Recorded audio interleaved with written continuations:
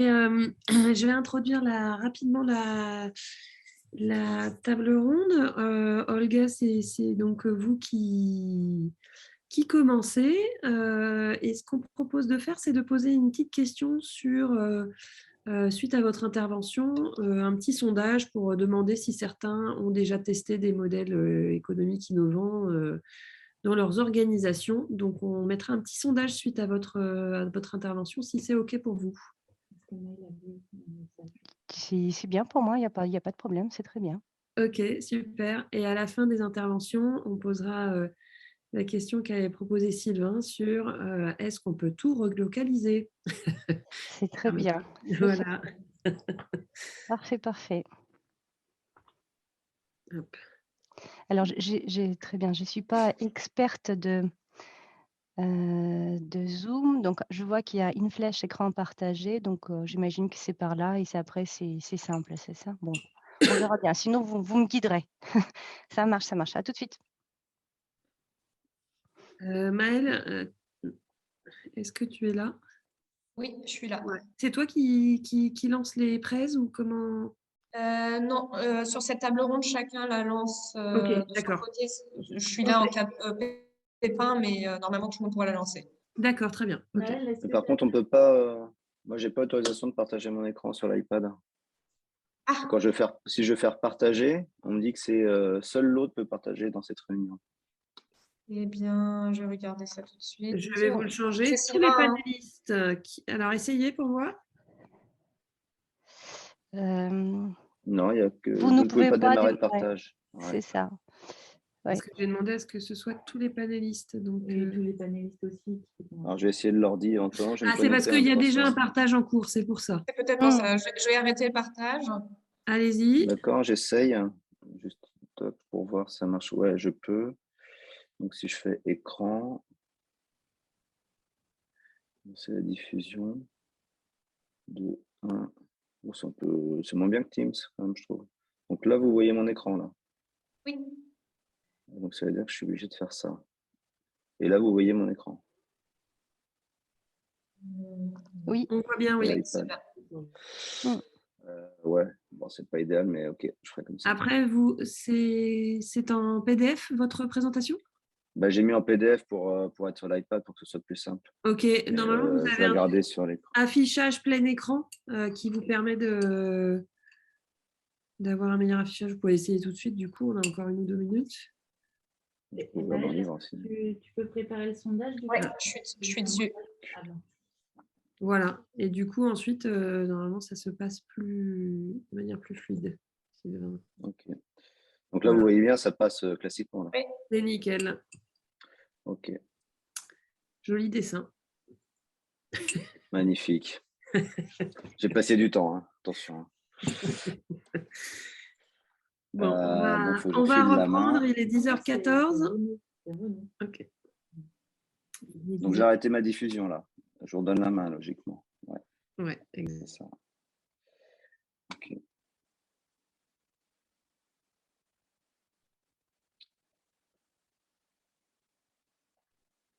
Alors rebonjour. Est-ce que vous avez fait une bonne petite pause? Peut-être vous avez pris un café, pris un peu l'air. Hein, quand on passe la journée devant l'écran, c'est vrai que ça fait du bien de s'arrêter un petit peu. Nous allons reprendre avec cette première table ronde. Alors, il y a une question, excusez-moi, il y a une question dans le chat que je prends tout de suite. Pourrons-nous disposer des présentations? Maëlle, je te laisse nous dire comment tout ça va se passer, les présentations, les vidéos, et puis il y aura aussi une restitution des échanges grâce à la facilitation graphique.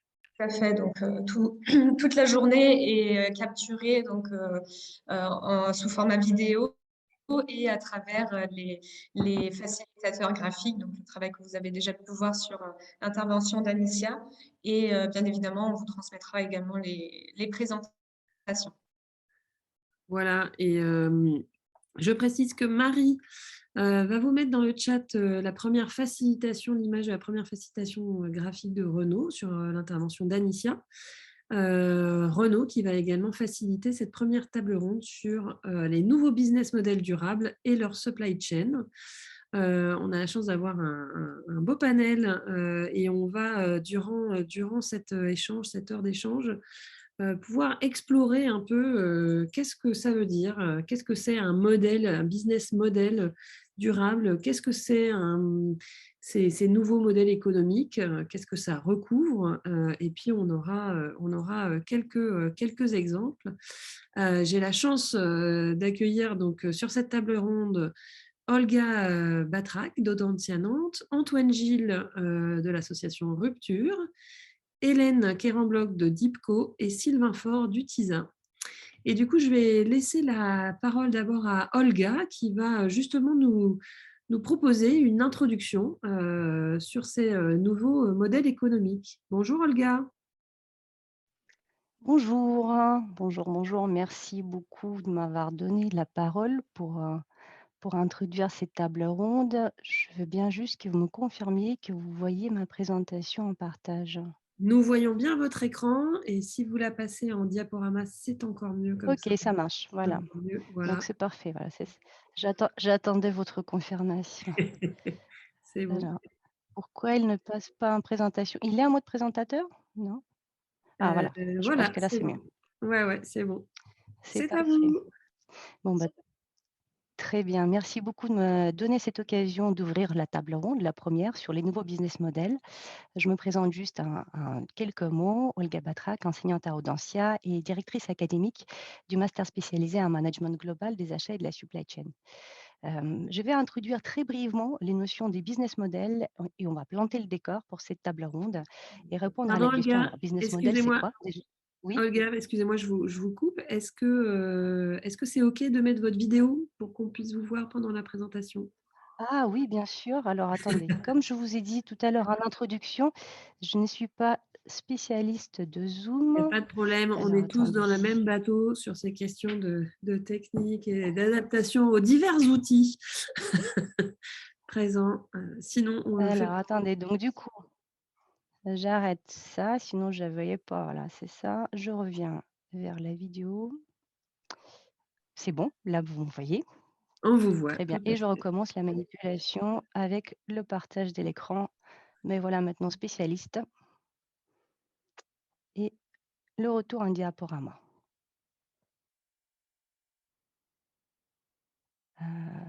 Qui tarde un peu. Voilà. Est-ce que c'est bon pour vous? On va y arriver. Elle n'est pas à l'écran là.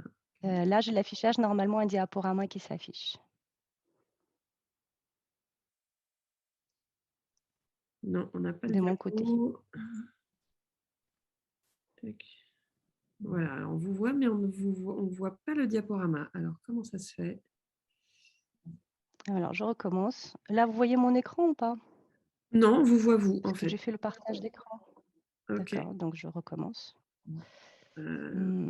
Si.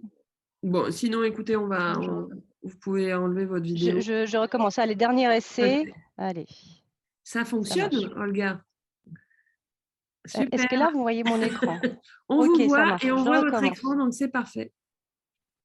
C'est C'est parfait, parfait. c'est bon. Merci. C'est parti pour la présentation ou pas? Ou c'est toujours un mode... C'est bon, c'est Voilà. en mode diaporama, tout va bien. Magnifique. Bon, donc je reprends. Je recommence. Mon intervention va être très, très courte. On va juste se mettre d'accord sur qu'est-ce que c'est le business model. Et on va voir quelques nouveaux business models qui ont émergé ces dernières années, ces modèles d'affaires. Et puis, on va se poser tout un tas de questions. En quoi est-ce que ces business models, ces nouveaux business models sont durables ou pas? Alors, au niveau des définitions des business models, vous avez une multitude de propositions, des business canvas, des lectures pour définir le business model, le modèle d'affaires ou le modèle économique. La définition que j'utilise ici dans cette présentation met le mot valeur vraiment au centre. Et en effet, on peut constater que l'analyse de la valeur dans la définition de modèle d'affaires est primordiale.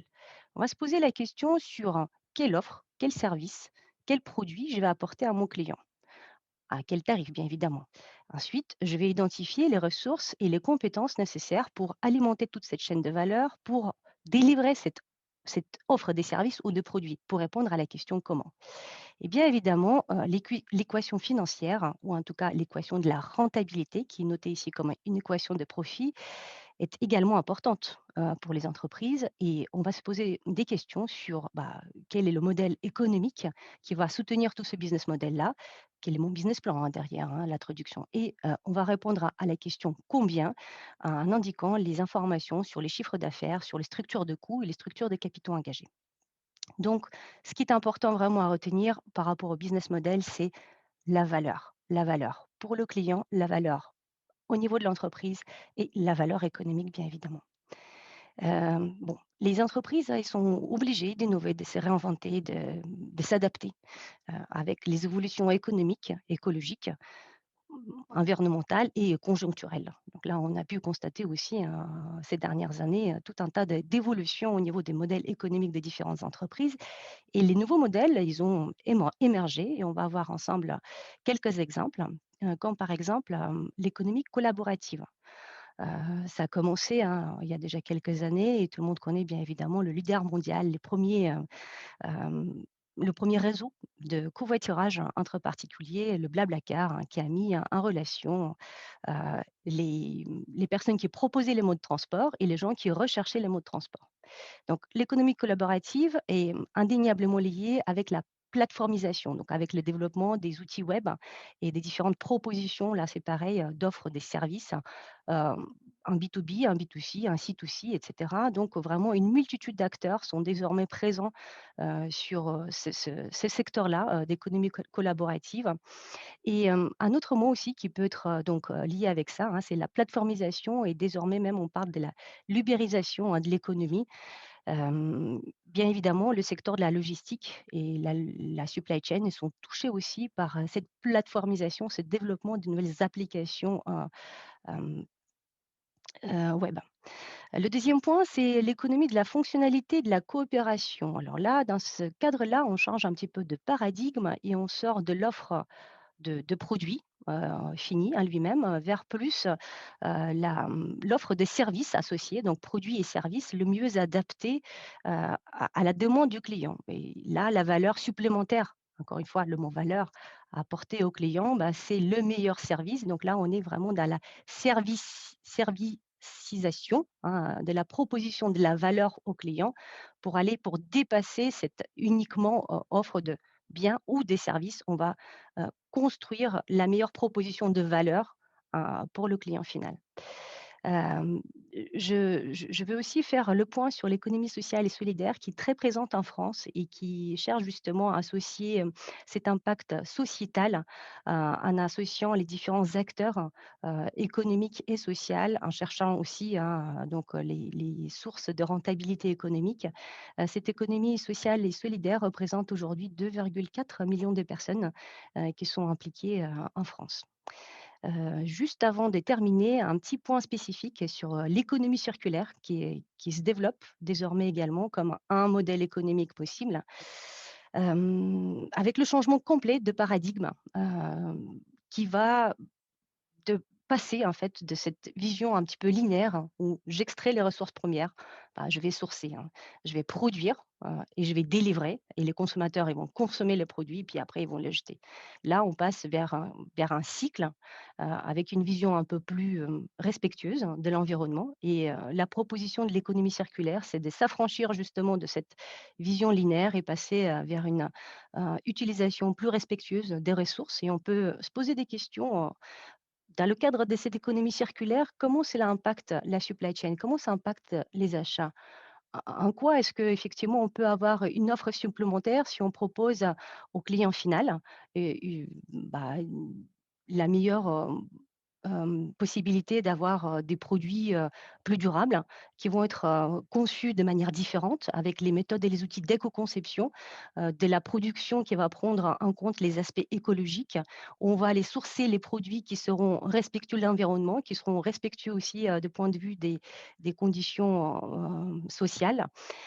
Comment on va prendre en compte aussi, au niveau de la durée de vie de circuit par les peut-être les services supplémentaires proposés? Là, vous voyez, donc du coup, voilà, on va rajouter cette notion de service supplémentaire, avec éventuellement réparation, la maintenance, la réutilisation, le réemploi des produits, qui sont proposés et bien évidemment à la fin, on va se poser la question sur la prise en compte de la fin de vie du produit jusqu'à la fin du cycle pour ne pas, produire désormais que des déchets qui seront, finalement enfouis ou incinérés, mais avec la réutilisation, avec le réemploi, le recyclage.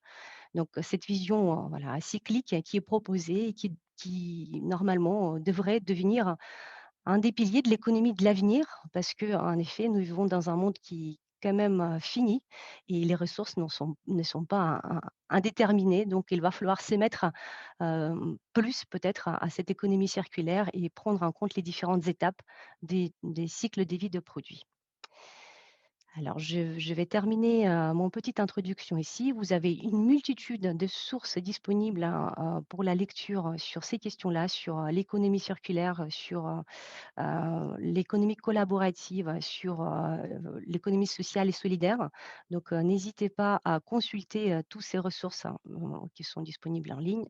Je vous remercie de votre attention et je passe la parole aux experts. Merci Olga pour d'avoir brossé. Merci Olga d'avoir brossé ce tableau justement des différents modèles économiques. Il y a une question dans le chat d'Anaïs, je vous la soumets, qui dit « Finalement, l'Internet physique, c'est la plateformisation et l'économie de la coopération en même temps ?» Non. Et même, c'est peut-être un poil circulaire. Oui, alors très bonne remarque. En effet, les 2 premiers points, hein, l'économie circulaire, la plateformisation, la servicisation et tout ça, ça devient de plus en plus lié en fait. Au départ, il y avait un petit peu les frontières assez strictes, hein. Bon, les gens qui se mettaient sur les plateformes, ils avaient juste une proposition de valeur. Là, désormais, les personnes, ils essaient d'intégrer de plus en plus des différents éléments. Et là, si on revient sur l'économie circulaire, hein, alors je ne l'ai pas sous les yeux, enfin, je ne vais pas remettre la présentation. On voit bien, là, ici, hop, si je peux revenir. Non, je ne peux pas revenir. Si, là. Donc, on voit bien effectivement ici qu'il y a plusieurs composantes. Hein. Là, vous voyez, on voit l'économie circulaire, mais on voit aussi l'économie de la fonctionnalité. C'est-à-dire qu'on ne va plus essayer de vendre juste un produit. On sait que les entreprises, quand ils conçoivent un produit, ils cherchent voilà, quelque chose qui va être économiquement rentable ponctuellement. Or là, l'économie circulaire, elle veut la rentabilité dans la durée, en fait. Et c'est ça, le mot durable, il apparaît là-dedans. C'est-à-dire que je ne veux pas juste une rentabilité ponctuelle. Je ne veux pas juste apporter une valeur momentanée, je vais apporter une valeur dans la durée et je veux avoir un produit durable. Je vais intégrer ici l'économie de la fonctionnalité. Je vais ici intégrer, là, vous voyez, au niveau de la consommation responsable. Bon, ça implique aussi que les consommateurs, de leur côté, sont suffisamment éduqués et sensibles à toutes ces questions-là, bien évidemment. Là, en termes des achats, les consommateurs ils vont consommer de façon responsable. Ils vont peut-être se mettre à la consommation collaborative et ça veut dire de nouveau le partage entre particuliers des certains peut-être biens qui peuvent être profitables à un plus grand nombre. Et là, c'est pareil. Là, donc là, vous voyez, en effet, je suis vraiment d'accord avec cette remarque-là. On voit aussi l'émergence des modèles mixtes, des modèles hybrides, des modèles d'affaires qui vont essayer de combiner ces différentes approches pour apporter peut-être encore davantage de valeur au client final. Merci beaucoup, Olga. Je vous propose de continuer cette découverte des nouveaux modèles économiques avec Antoine Gilles qui va nous présenter un peu cette vision de l'économie bleue que porte l'association Rupture. Bonjour Antoine. Bonjour. Et on va, pendant votre présentation, on va se permettre de lancer un petit sondage pour voir si dans les participants à cette conférence, il y en a certains qui testent déjà des nouveaux modèles économiques dans leur activité. C'est à vous, Antoine. Ok, donc bonjour à tous. Donc, moi, je suis Antoine Gilles, donc je suis chargé de projet chez Rupture.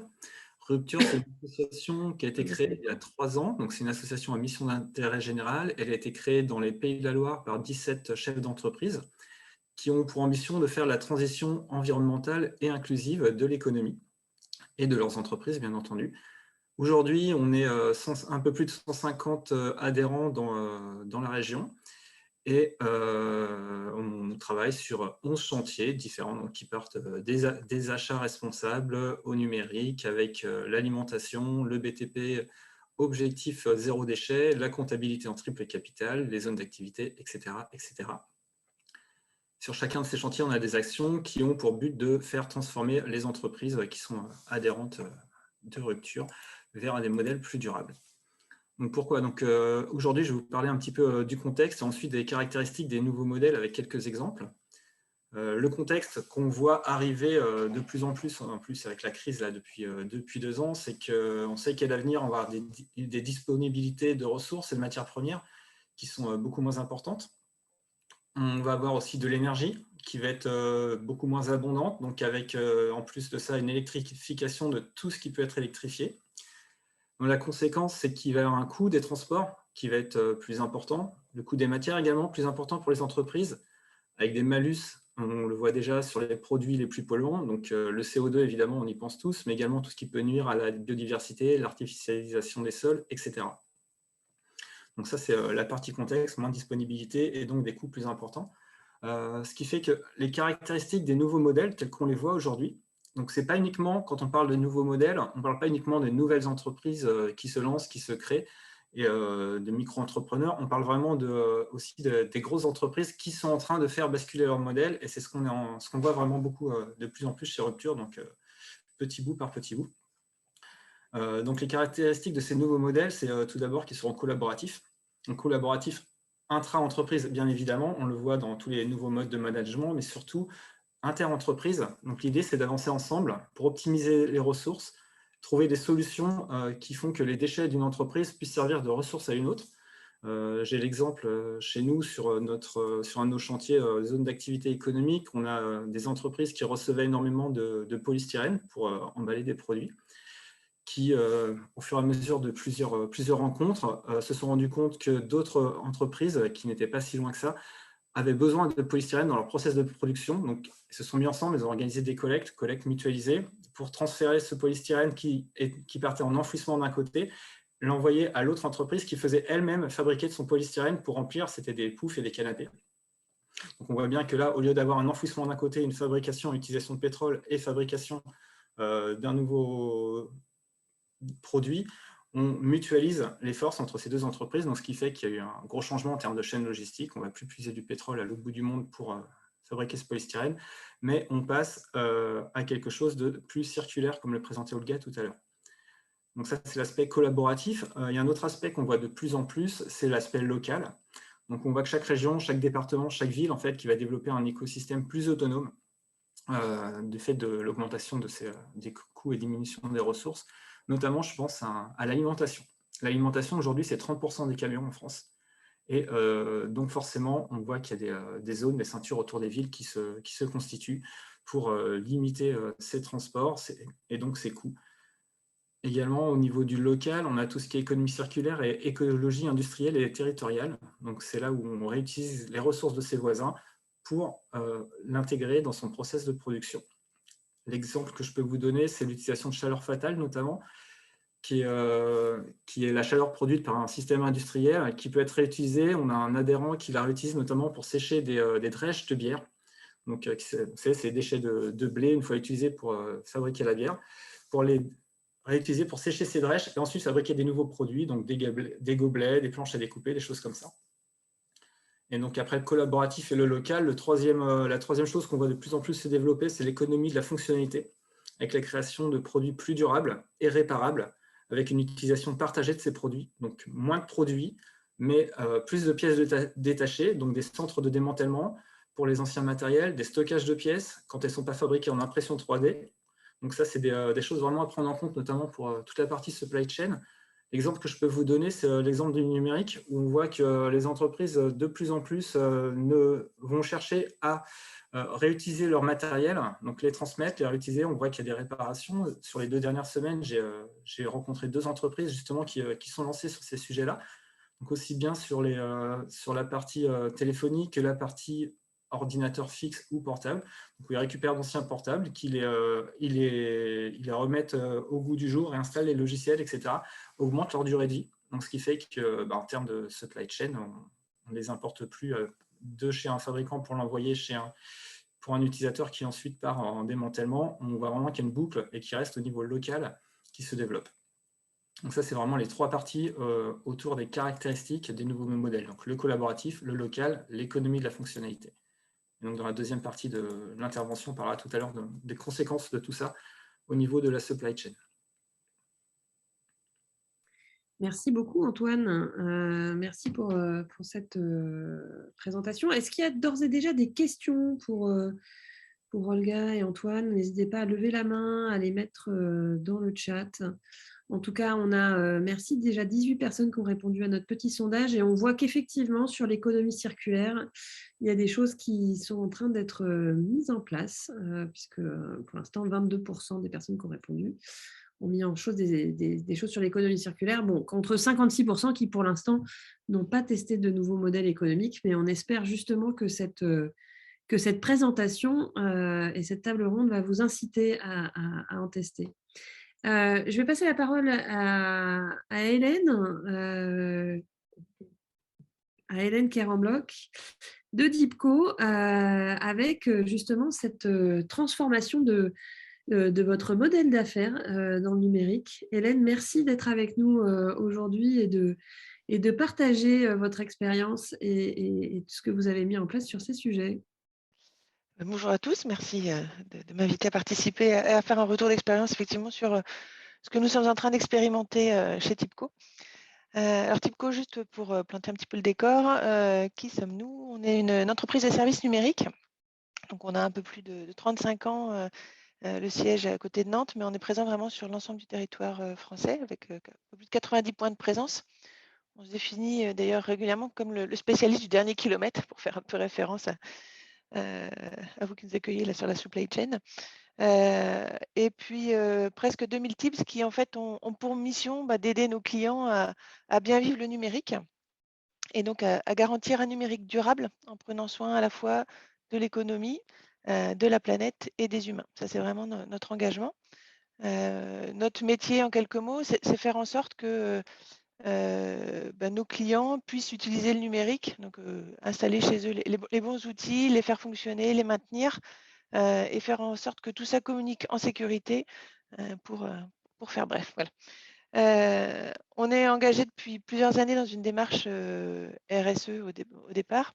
Et puis, on a fait le constat il y a quelques années que c'était bien de se transformer en interne, mais il fallait qu'on aille aussi travailler davantage avec nos parties prenantes et notamment nos clients pour que, après avoir amélioré, et on continue à le faire, l'impact de nos services en interne, on puisse travailler avec eux sur l'amélioration de l'impact de leur numérique donc, dans leurs entreprises. Et donc, ma mission chez Tipco, c'est justement de transformer notre modèle d'affaires pour accompagner nos clients dans l'amélioration de cet impact. Et on a l'habitude de se caractériser comme des semeurs de mieux, voilà, et d'y aller petit à petit, tel le colibri ou le papillon derrière moi, qui est le symbole de notre plan de transformation, d'y aller étape par étape. Voilà. Donc, tout à l'heure, on parlait de l'importance d'engager les collaborateurs dans la compréhension, l'éducation. On pourra y revenir tout à l'heure, mais c'est par là qu'on a commencé, nous, avec des marqueurs sur des petites choses en interne, avant de passer vraiment à cette volonté de travailler avec nos clients. Et ce que je vous propose là, c'est de revisiter un peu ou de faire un focus sur quelques points de mes chantiers autour de la transformation de notre modèle d'affaires. Et de vous expliquer un petit peu à travers quelques points dans notre histoire comment on fonctionne. Donc en fait, un de nos métiers, c'est de faire de la maintenance. Déjà, quand on parle de maintenance, c'est de faire durer le plus longtemps possible les matériels de nos clients à travers de la réparation notamment. même si on a constaté ces dernières années qu'on était beaucoup dans du maintien en conditions opérationnelles et que, compte tenu de l'évolution des matériels, on était souvent pour que l'utilisateur puisse redémarrer son activité au plus vite quand il avait un problème sur le matériel, sur un swap. C'est-à-dire on prenait sa machine et hop, on la remplaçait par une nouvelle. Charge à nous derrière de faire en sorte de la réparer pour pouvoir la remettre dans le circuit dans l'entreprise quand c'est possible, ou sinon malheureusement de devoir partir sur une nouvelle machine. Donc ça nous a questionné et ça nous amènera au sujet de tout à l'heure. Mais toujours est-il qu'une grosse partie de notre chiffre d'affaires, c'est sur la maintenance. Et donc on s'est dit il y a bientôt 3 ans, comment on peut faire pour transformer notre processus de production en engageant nos clients avec nous pour que l'impact de notre service soit moins fort, notamment en termes d'émissions de CO2, puisque pour produire nos prestations de services en proximité vers nos clients, on se déplace beaucoup et on a une grosse flotte de véhicules. Il y a on a décelé un des points qui était important, qui était de dire aujourd'hui, si on veut optimiser nos déplacements, nos transports, pour aller vers nos clients, il y a un point essentiel, c'est à la fois quel véhicule on va utiliser, et puis sous combien de temps on est obligé d'intervenir chez notre client, puisqu'on a une garantie de temps de résolution pour notre client. Et plus ce délai est court, plus on se doit d'être réactif, et plus nos transports sont non pas désorganisés, mais plus en étoile et pas forcément en boucle optimisée. Et donc, on a travaillé avec eux pour leur dire, est-ce qu'on peut revisiter un engagement de résultat qu'on a avec vous, revisiter ce temps de résolution pour l'allonger et à travers ça, nous permettre à la fois d'électrifier notre flotte de véhicules, puisque c'était un de nos engagements, et puis en même temps, limiter les distances parcourues par nos techniciens. Et donc, on a retravaillé une offre qui s'appelait l'offre Colibri, l'offre de maintenance. Et c'était déjà une autre façon d'engager nos clients. C'était une première façon d'engager nos clients avec nous, à la fois comment, à travers un engagement qu'ils prenaient eux, un levier qu'ils actionnaient, on limitait l'impact de nos prestations en termes d'émissions de CO2. Donc, première action. Deuxième action, donc on vend du matériel, on le maintient, on l'exploite, du matériel numérique. On sait tous que ce matériel numérique, il représente 4% des émissions de CO2 à travers son utilisation, mais aussi sa production, et que l'impact il est également très fort sur tout ce qui est abiotique et sur les ressources abiotiques et sur notamment les minerais rares.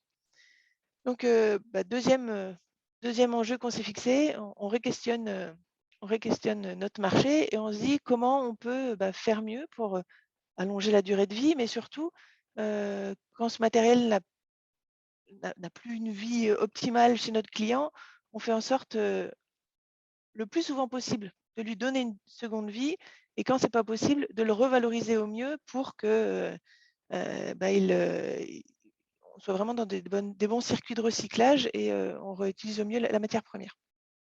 Et donc, on avait déjà plusieurs briques dans une offre, mais on l'a repensé pour en faire une offre cohérente à travers le prisme du collaboratif, on l'a évoqué tout à l'heure, mais aussi de l'économie circulaire, en intégrant aussi l'économie sociale et solidaire, notamment avec des entreprises adaptées, et puis en réfléchissant le plus possible au niveau local. Et donc, on a créé une offre qui s'appelle Renaissance, voilà, et qui est donc portée par, en termes de contexte, par 2 points importants, hein, la prise de conscience aujourd'hui chez nos clients qu'il y a vraiment une nécessité de mieux traiter cette fin de vie, et puis un enjeu un peu plus conjoncturel, là, ou voire structurel, qui est le fait qu'il y a une raréfaction, ou il y a une crise là autour des composants électroniques, et que aujourd'hui, fournir entre le moment où on passe commande pour un matériel et le moment où on est livré, il peut se passer entre 3 et 8 mois. C'est un peu les délais aujourd'hui pour quand on achète des PC en lot, c'est souvent 8 mois avant d'être fourni. Donc il y a une tension, et donc ce qui amène aussi nos clients à réfléchir avec nous sur cette notion d'économie circulaire. Donc on va dire que c'est un mal pour un bien, pour avancer plus vite.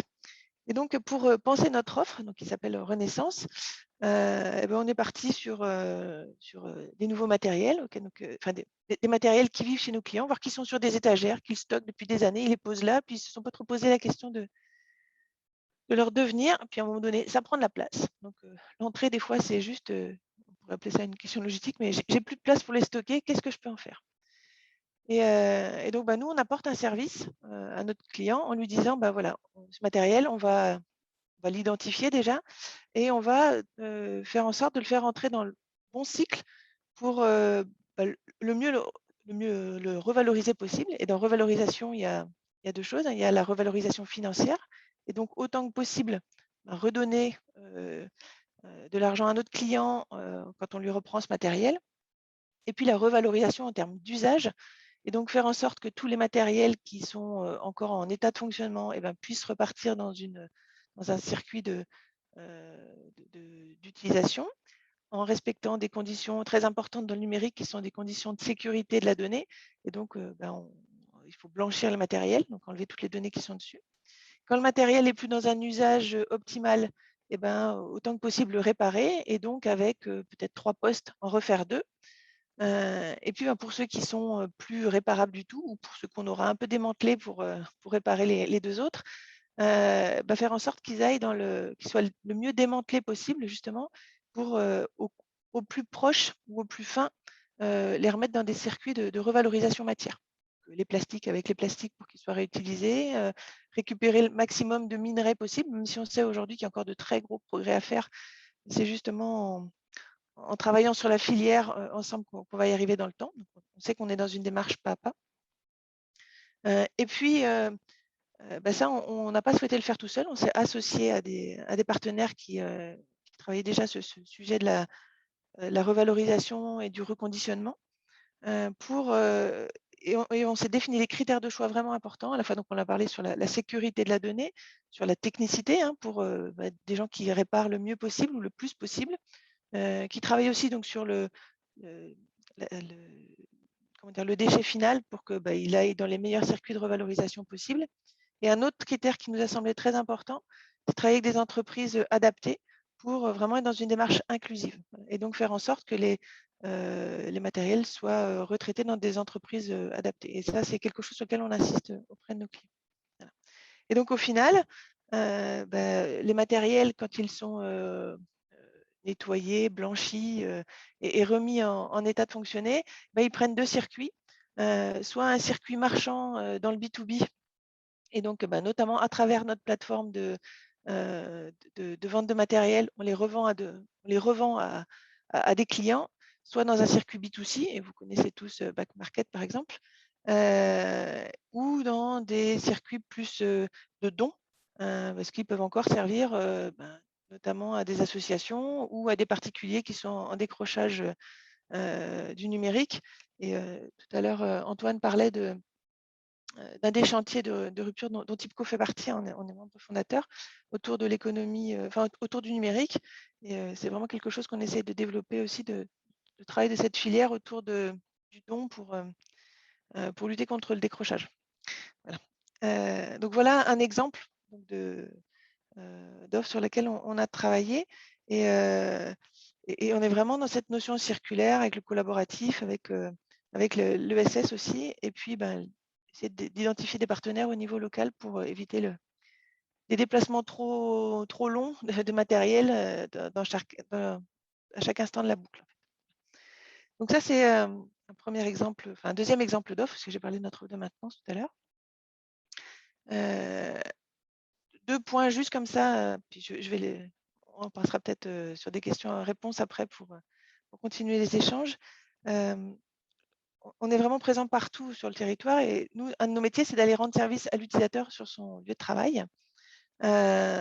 Et donc, un des questionnements qu'on a, et comme je suis en phase de spécialiste de la supply chain, c'est une question un peu que je vous lance, c'est de nous aider sur le dernier kilomètre, puisque un des enjeux pour nous, c'est notamment de pouvoir travailler la mobilité douce, notamment dans les métropoles, pour faire en sorte que nos techniciens puissent aller intervenir alors à vélo, je ne sais pas, en bus, en métro, à pied. Mais pour ça, ça veut dire qu'il faut qu'on trouve des lieux de stockage qui soient proches de nos clients pour que le matériel soit en sécurité, matériel numérique, et éviter des transports un peu lourds de nos techniciens dans la journée. Voilà. Donc ça, c'est un sujet également qu'on qu'on travaille. Et un autre sujet important pour nous, parce qu'on a quand même du transfert de matériel entre nos centres d'intégration et puis qui sont des plateformes de services on en a 5 ou 6 en France, et puis nos centres techniques d'intervention qui sont partout sur le territoire. C'est tout ce qui touche autour du transport des matériels, travailler de plus en plus travailler sur de la palettisation plus que de la messagerie, travailler peut-être les colis consignés aussi, les emballages. Et je vais juste vous donner un exemple pour vous dire que toute l'entreprise est engagée et que le fait d'impliquer les collaborateurs, c'est vraiment important. On a sur notre plateforme logistique à Viey une équipe qui a travaillé comment elle pouvait supprimer le plastique et les polystyrènes dans ses emballages. Et en fait, on a acheté sur la recommandation et un plan d'innovation qu'ont travaillé les collaborateurs de cette plateforme, une machine en fait pour déchiqueter les cartons qu'on ne pouvait plus réutiliser et en faire des éléments de calage. Et donc, sur ce centre de service, on a aujourd'hui plus de polystyrène, si ce n'est celui qu'on reçoit de des constructeurs de matériel.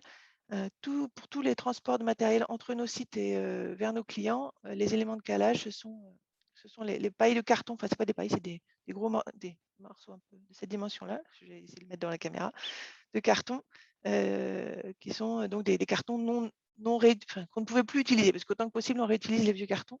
Et donc, plutôt que de devoir les faire rentrer dans un circuit de recyclage, on leur donne également une deuxième vie. Donc voilà pour quelques exemples. Et puis je laisse la main et à votre disposition pour les questions-réponses. Merci Hélène pour ces exemples très vraiment qui illustrent bien le sujet et on voit bien l'hybridation des modèles dont on a déjà commencé un peu à parler et puis ces questions de parties prenantes. J'avais juste une toute petite question sur ce que vous venez de partager. C'était en combien de temps vous avez mis en place ces nouvelles offres et aujourd'hui, comment ça se transcrit dans la performance de l'entreprise ?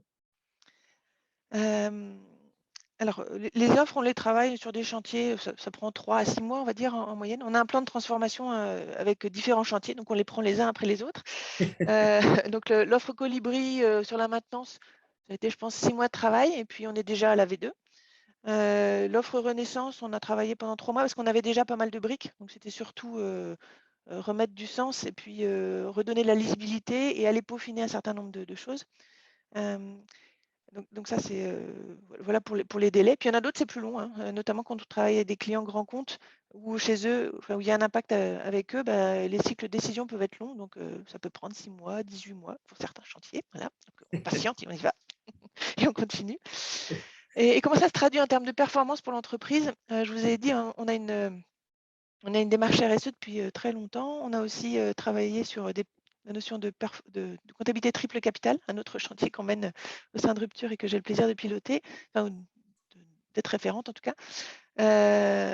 Et donc, on a un tableau de RSO chez TIBCO qu'on suit sur les critères économiques, humains, planète. Et donc, on suit notamment des indicateurs économiques, la rentabilité, bien sûr, mais des indicateurs comme notre consommation de carburant, donc la quantité de litres de carburant dans le mois par kilo d'euros de chiffre d'affaires. On suit aussi notre pourcentage de chiffre d'affaires éco-responsable auprès de nos clients. On a tagué nos offres éco-responsables, on leur donne un poids ou une performance. On trouve qu'elle est très aboutie, elle sera peut-être à 100%. Elle est moins aboutie, elle va être à 50%. Et donc, on tague ce pourcentage de chiffre d'affaires là et on le suit mensuellement et sur 12 mois glissants. Et ça fait partie du tableau de bord du comité de direction. Et on a, avec nos clients, mis en place un indice de qualité éco-responsable. Et donc, on a défini 16 indicateurs qui constituent cet indice sur 3 piliers, économique, humain, planète. Et on suit avec eux la performance de nos prestations. Et donc, comment, à travers les prestations qu'on réalise chez eux, on contribue à avoir un numérique durable qui prend soin de l'humain, de la planète, tout en étant économiquement performant. Merci Hélène pour ce partage. Il y a une question, je vais vous laisser y répondre puisqu'on va passer la parole à Sylvain. En tout cas, je trouve que c'est hyper intéressant de voir qu'effectivement sur sur ces modèles économiques. On a évidemment des indicateurs de suivi, des indicateurs de performance économique, mais pas que. Et l'extra-financier est effectivement très important, à la fois en termes d'impact sur la chaîne de valeur de l'entreprise et auprès de ses clients, donc la chaîne de valeur de ses propres clients. Merci Hélène. On va passer la parole à Sylvain Faure d'Utisa qui va nous parler. Alors là, on va aller sur un sujet dont on a déjà commencé à parler un petit peu, qui sont les questions de relocalisation industrielle, sujet vraiment d'actualité en plus. Donc, bonjour Sylvain. Bonjour, vous m'entendez? Oui, on vous entend bien. On voit votre présentation. Super. On ne vous Bonjour, je suis Sylvain Faure, président d'Utisa. Je vais présenter Utisa après. Pour démarrer, déjà les questions que vous posez peut-être sur pourquoi relocaliser et plus globalement, comment créer de la valeur en relocalisant des productions.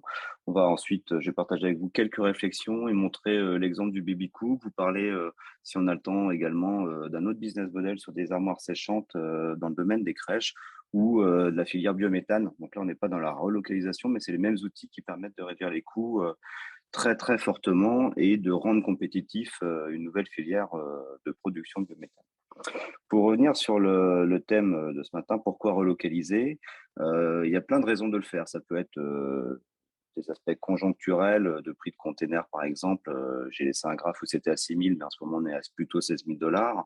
Ça peut être dans un objectif stratégique au niveau d'un pays. Je ne vais pas me lancer dans des discours politiques, mais c'est clé en ce moment et ça fait partie des sujets. Donc, je dirais de stratégie à l'échelle d'un pays ou d'une région. Ça peut être pour des histoires purement de supply, de flexibilité, d'agilité, pour mieux suivre la demande, pour être plus proche de la demande. Ou ça peut être aussi pour des histoires d'image de marque, par exemple. Donc, le petit dessin humoristique en bas montre juste l'extrême inverse, où avant, on était plus orienté sur le chiffre d'affaires. Et aujourd'hui, certaines entreprises se disent, tiens, un label Made in France peut être intéressant, fabriqué en France peut être très intéressant pour mes produits. Et puis, il y a le petit iceberg à gauche qui veut illustrer que c'est aussi parfois économiquement très intéressant quand on prend en compte l'ensemble des coûts, les vrais coûts de production des produits. Avant de détailler un peu ça, je vous présente Utisa en 2 mots. Donc, Utisa, on est un peu plus de 25 collaborateurs. On est un cabinet de performance industrielle très orienté autour des achats, du design to cost, des outils de ce type-là. Et on est dans un écosystème avec d'autres entreprises qui ont les mêmes actionnaires, où on a une entreprise de design, une entreprise avec du bureau d'études, de la production, ce qui fait que entre ces entreprises-là et l'écosystème dans lequel on est, parce qu'on a aussi pas mal de partenaires, on est capable de piloter à l'échelle d'un projet ou d'une entreprise des plans de performance ou des projets de relocalisation industrielle. Ceci à l'échelle d'une start-up, d'une PME, d'une ETI ou même d'un grand groupe. On travaille dans différents secteurs, ce qui permet également la transversalité d'un secteur à l'autre. Alors, si on revient sur la relocalisation, donc quelles questions, imaginons, je suis une entreprise, quelles questions je peux me poser pour lancer un chantier de relocalisation? Donc, je peux le faire dans l'intérêt de mes clients, parce que je pense que mes clients peuvent être intéressés par des nouveaux produits fabriqués au plus proche de chez eux. Je peux le faire dans l'intérêt de mon entreprise, parce que finalement, j'ai des intérêts économiques ou stratégiques à le faire. Je peux le faire aussi pour l'intérêt pour d'autres parties prenantes. Ça peut être la marque employeur, ça peut être pour les salariés, ça peut être pour d'autres parties prenantes de l'entreprise, les actionnaires pour du long terme ou autre. Et une autre question à se poser, c'est avant de se lancer là-dedans, c'est quoi mes capacités stratégiques pour lancer un projet de relocalisation? Si je suis un industriel, que j'ai l'habitude d'industrialiser des composants, des produits, j'ai pas les mêmes capacités stratégiques que si j'étais un distributeur, par exemple, que j'achetais des produits en masse dans un pays lointain et que mon savoir-faire était de les redistribuer en France ou en Europe. Ensuite, ce qu'il faut, c'est prendre en compte tous les coûts de production réels et complets avec la variabilité associée, bien maîtriser naturellement les coûts de la supply et quel est également le vrai coût autour de la flexibilité qu'on peut attendre. Il y a des produits avec une saisonnalité. On travaille par exemple en ce moment sur des glacières pour des clients. les besoins du client, et puis surtout, quitte à lancer un projet de relocalisation, revenir aux fondamentaux, aux besoins, et se dire c'est quoi mon vrai besoin, c'est quoi le vrai besoin du client, et comment je peux créer la valeur pour mon client. Donc Olga vous a présenté tout à l'heure une définition, une approche de la valeur. Je vais vous en présenter une autre dans notre métier, qui est comment je remplis les besoins par le coût engendré pour les remplir. Et quelque part, quand je raisonne comme ça, je vais me poser des questions sur c'est quoi mon vrai besoin, qu'est-ce que je fabrique, quelles ressources et comment je m'organise. Et l'idée, c'est de mettre en cohérence les 4 camemberts et les optimiser individuellement ou tous ensemble, ou 3 des 4 ou 2 des 4.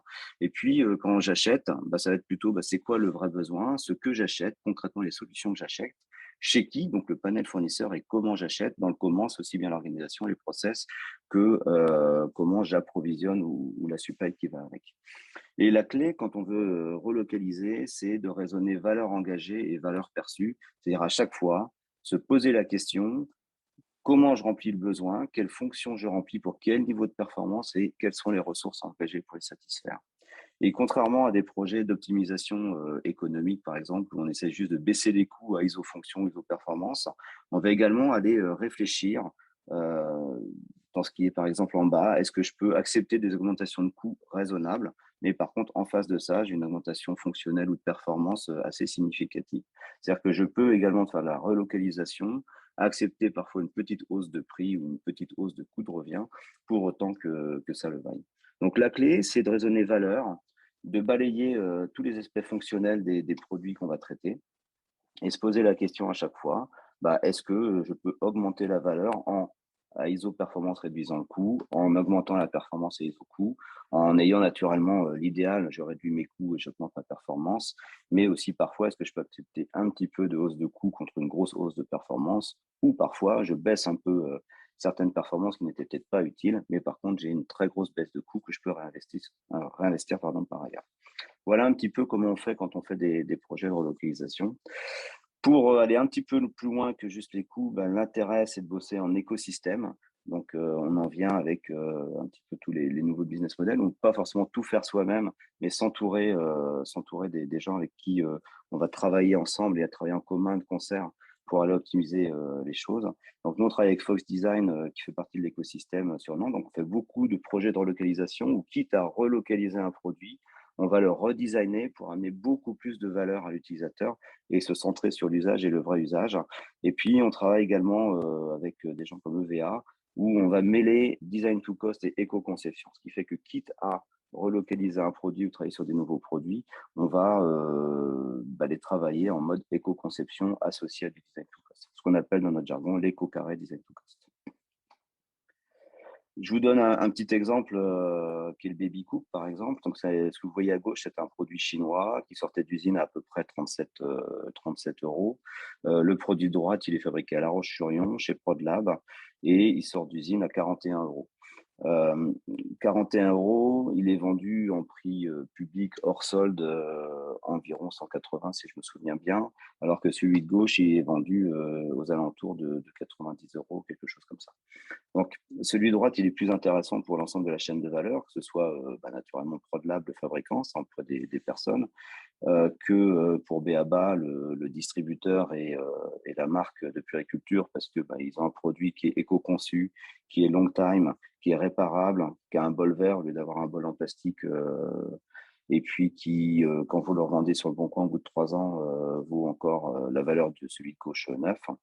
Et on a travaillé justement avec la méthode de design to cost et éco-conception pour augmenter fortement les performances, tout en ayant une petite augmentation de coût du produit, qui elle-même, en termes de valeur perçue, a permis en gros doubler le prix de vente. Juste quelques détails. Pour faire ça, on est revenu à l'analyse de la valeur fonction par fonction des anciens Baby Cook. On les a optimisés pour pouvoir gagner de l'argent par rapport aux fonctions précédentes. Puis on a réinvesti les gains dans des nouvelles fonctions, donc durabilité, bol vert, sobriété énergétique, etc., tout en faisant un impact environnemental avant-après, pour démontrer qu'au final, ils consomment 2 fois moins d'électricité, 2 fois moins d'eau, etc., etc. On est passé de 90 composants à 60 composants et de 2 kg à 1,8 kg, tout en ayant une performance en termes de volume, de qualité de hachage, qualité de cuisson, etc., améliorée. Et on va lancer dans les prochains mois la V2 pour encore améliorer les performances énergétiques de la version actuelle. Donc tout ça pour dire, il est possible, y compris sur du petit électroménager qui pouvait paraître irrelocalisable il y a encore quelques temps, de relocaliser les productions avec des volumes relativement modestes, parce que 50 000 unités par an dans ce monde-là, c'est pas énorme. Il faut juste être très malin, raisonner simplicité d'assemblage, matériaux éco-conçus et puis raisonner valeur perçue par rapport aux clients. On a fait ça chez qui? On a fait ça chez ProdLab. ProdLab, c'est une société en Vendée qui était S20 Industrie anciennement, qui fabriquait des sèche-linges, des lave-linges, et qui a été racheté au tribunal il y a 2 ans et redressé, et qui également, je voulais faire, le but c'est pas de faire la pub pour ProdLab, c'est juste pour vous donner un autre exemple de business model un petit peu innovant qui est les armoires séchantes. Ils ont, à partir de l'héritage de la connaissance des sèche-linges, par exemple, donc la circulation d'air chaud pour sécher, on a développé avec eux une armoire séchante désinfectante. Donc, dans le cadre du Covid, il y a tout un système de désinfection breveté qui permet d'avoir une très très forte efficacité sur la désinfection. Et par exemple, dans le domaine des crèches, cette armoire-là permet d'éviter beaucoup de produits chimiques pour désinfecter tous les jouets, les doudous,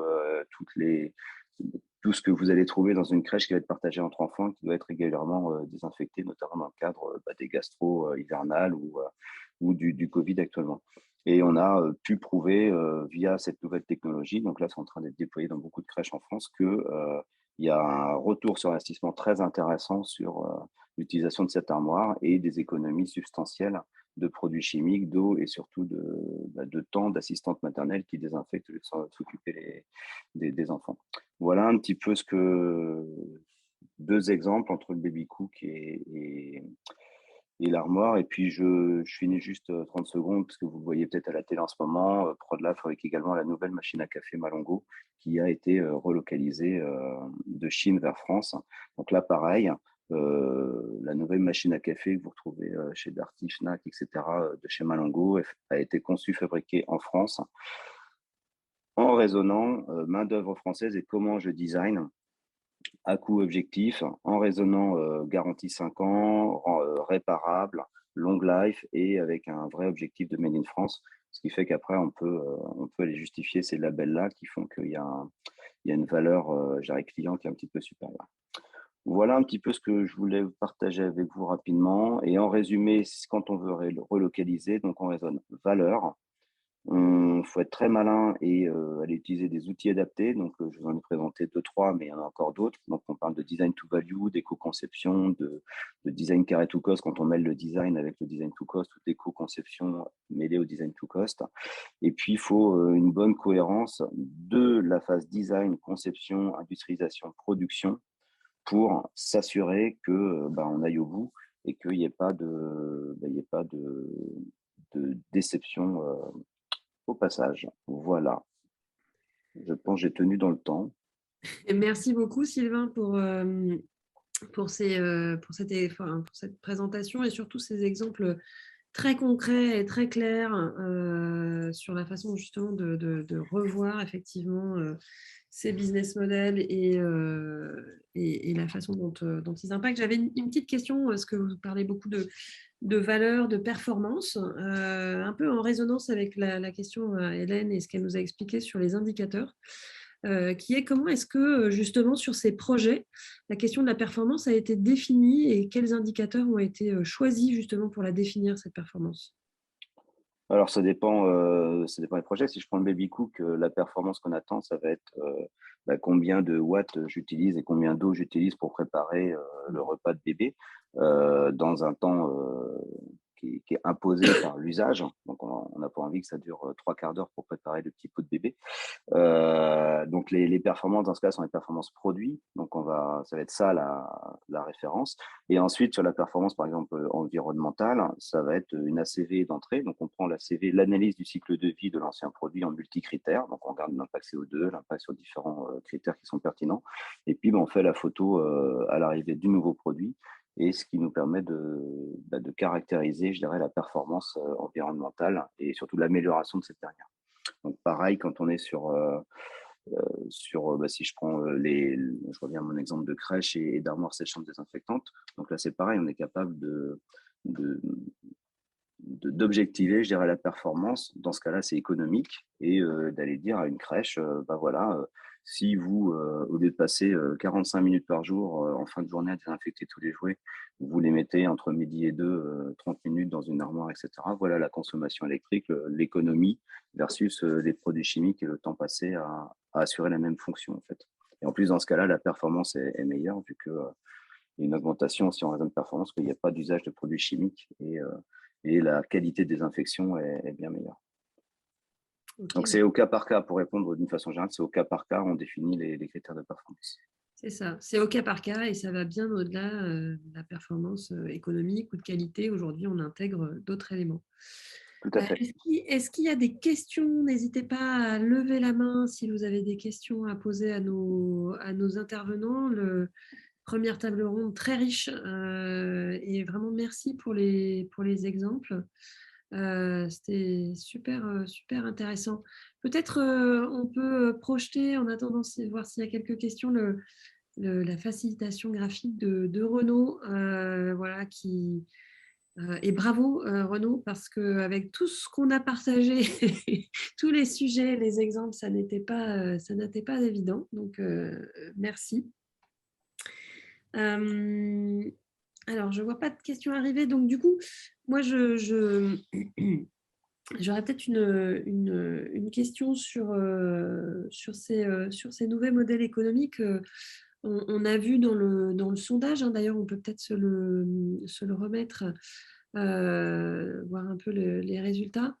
On voit dans le sondage qu'il y a encore beaucoup d'organisations qui ne se sont pas mis encore sur ce chemin, justement, sur les modèles économiques. Alors peut-être je demanderais à chacun des intervenants de nous partager peut-être un conseil ou une première action qu'on peut mettre en place pour commencer à s'engager justement sur cette réflexion sur les nouveaux modèles économiques.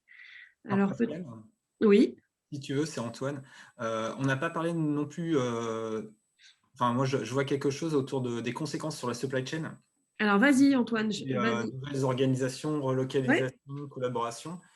J'en vois 3 principalement. Des questions à se poser autour de l'optimisation des flux, parce qu'on voit qu'on risque d'avoir des flux beaucoup plus diffus, des petits flux. Et notamment pour repenser au niveau de la supply chain, le chargement des camions. On a des adhérents qui mettent notamment des ouvertures sur le côté des camions, comme ça ils peuvent faire une livraison d'un côté et recharger le camion de l'autre. Ça permet d'optimiser ces petits flux, notamment pour les palettes, etc. J'ai des adhérents qui travaillent là-dessus. Également autour des moyens de transport, on voit qu'il va y avoir aussi de plus en plus de multimodal. Et ça, c'est un sujet d'autant plus prégnant parce qu'on a les ZFE qui arrivent dans tous les centres-villes, surtout sur le dernier kilomètre. Donc, on va avoir des petits utilitaires, des véhicules électriques, des vélos cargo. On n'a pas du tout parlé aussi pour l'arrivée en fin de kilomètre. Donc, avec des aménagements de pôles de proximité dans les villes. Et sur tout ce qui est de longue distance, il y a toute la partie fret. Avec le train, notamment, on voit l'exemple de Rail Coop qui vient de se lancer sur le fret entre Bordeaux et Lyon, notamment le fluvial avec le métro du Grand Paris qui est utilisé pour l'évacuation des déchets, notamment les terres végétales. Et pour les solutions courte distance, je vois, j'ai Ineo là, qui est un des adhérents aussi, qui propose des solutions de rétrofit pour les camions, qui prend les camions qui ont plus de 5 ans, ils enlèvent le moteur, pour faire simple, ils enlèvent le moteur thermique et remplacent par un moteur électrique avec une réserve d'hydrogène derrière et un système qui permet aux camions de parcourir 400 km avec un plein, donc qui permet de faire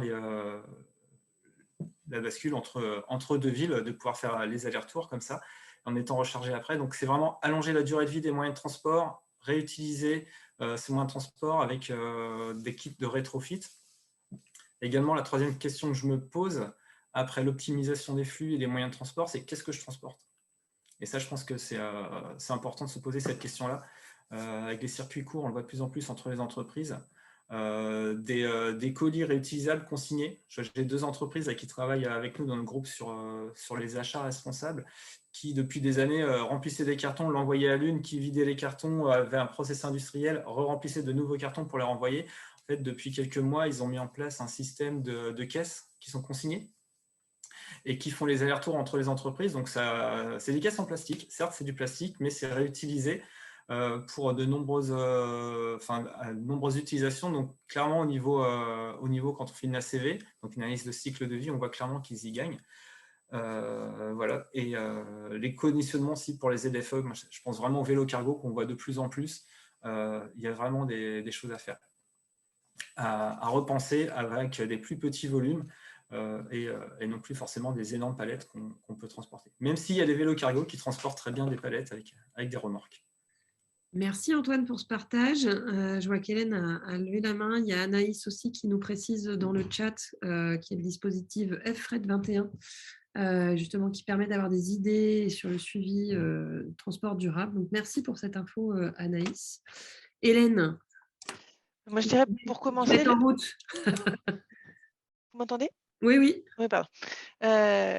Pour démarrer, je pense que ce qui est important, c'est d'écouter les collaborateurs, en fait. Là, Antoine parlait de qu'est-ce que je transporte. J'ai juste un exemple qui date d'hier. On a un centre de production, enfin de préparation des matériels informatiques où on recevait les matériels des constructeurs. Ils étaient stockés le temps d'en avoir besoin. Ensuite, ils étaient sortis de leur carton. On mettait les logiciels dessus, on les remettait dans le carton. Et on envoyait ça sur une palette avec à côté les sacoches, parce qu'en général, quand nos clients veulent remettre un nouveau portable à un utilisateur, ils mettent la sacoche. Donc, on faisait 2 palettes. Et en fait, le technicien qui recevait ça dans notre centre technique d'intervention, il se dit moi, je gère encore une fois le carton, j'ai les emballages à gérer, j'ai le polystyrène à gérer. Et sur mon point technique à moi qui est tout petit, c'est pas facile. Et donc, il a fait la remontée au centre technique, au centre de logistique. Et ils ont travaillé ensemble sur une solution qui garantisse à la fois la protection des matériels et puis réduire le volume. Et on est passé de 2 palettes et demie à 1 palette. Voilà. Et puis du temps de manutention réduit, donc tout en sécurisant les PC. Et ça, c'est une idée de la production, en fait. Donc, écoutons nos équipes, elles ont des solutions, et quand on les met en phase de réflexion, quand on leur dit allez-y et cherchez des solutions et on va vous écouter, ça fonctionne. Voilà. Donc, moi, c'est mon premier conseil. Écoutez les équipes, elles ont envie de faire et elles ont envie de bien faire. Merci Hélène, merci pour ce conseil. Et effectivement, je pense que quand on parle de transformation des modèles économiques, on parle aussi de transformation de l'entreprise. Et le faire sans l'humain qui la compose, ça rend les choses beaucoup plus complexes, voire compliquées. Merci. Sylvain, peut-être un dernier mot, Olga? Un petit mot, alors court parce qu'on a déjà dépassé un peu le temps, mais est-ce que vous auriez un petit conseil à partager? Alors, vas-y, Sylvain, si tu veux, ou moi, je commence si tu Non, je complètes. t'en prie, je t'en prie. Alors, je veux juste commencer. Vous avez posé la question, comment se lancer? Peut-être choisir un projet pilote. Pas toujours facile, hein, comment choisir le bon projet pilote, une preuve de concept, en fait, comment le tester. Il faut se faire bien accompagner, je pense. Il faut faire une bonne analyse de la valeur au début, en effet. Hein, qu'est-ce que ça m'apporte, qu'est-ce que ça me coûte, pour bien aussi vérifier cet équilibre économique derrière et la faisabilité à long terme, la viabilité à long terme. Donc voilà, pour compléter tout ce qui était dit au préalable sur l'implication, le changement organisationnel en interne nécessaire, ou les différentes solutions, peut-être les choses qu'on peut gagner facilement, entre guillemets, en termes d'optimisation sur les transports, sur le remplissage, sur les taux de remplissage, sur les circuits de distribution. Là, donc j'ai vu effectivement les propositions qui étaient faites. Il y a certaines choses sur lesquelles on peut agir assez rapidement finalement, et on peut avoir des gains très très rapides économiques. Et là, on voit l'alliance de l'économique et l'écologique, et ça, c'est vraiment intéressant. Merci, Olga. Sylvain. Le mot de la fin, du coup. Oui, le mot de la fin, c'est que voilà, on n'a pas la relocalisation, mais d'une façon générale, c'est plus amélioration continue et tout n'a pas besoin d'être disruptif forcément. Juste, je vais partager avec vous deux autres exemples. Les méthodes dont on a parlé, donc de raisonner de nouveaux modèles économiques, c'est aussi bien valable dans les énergies renouvelables comme le biométhane. Nous, on intervient au niveau de la filière complète et on parlait tout à l'heure de récupération de chaleur fatale, d'aller optimiser, enfin, le fait de bien analyser l'ensemble des coûts, l'ensemble de les euros, l'énergie, tout ce que je mets dans mon système productif, donc si c'est une unité de méthanisation, est-ce que je mets l'énergie, l'argent au bon endroit ou pas, et réinterroger ça avec méthode. Donc, méthode, ça ne veut pas dire forcément y passer des jours et des jours, mais justement faire des audits bien précis avec un petit peu de méthodologie, ça peut donner des résultats très vite, très rapides et assez sympathiques. Et puis, je prends un autre exemple sur lequel on est actuellement, c'est construction hors site.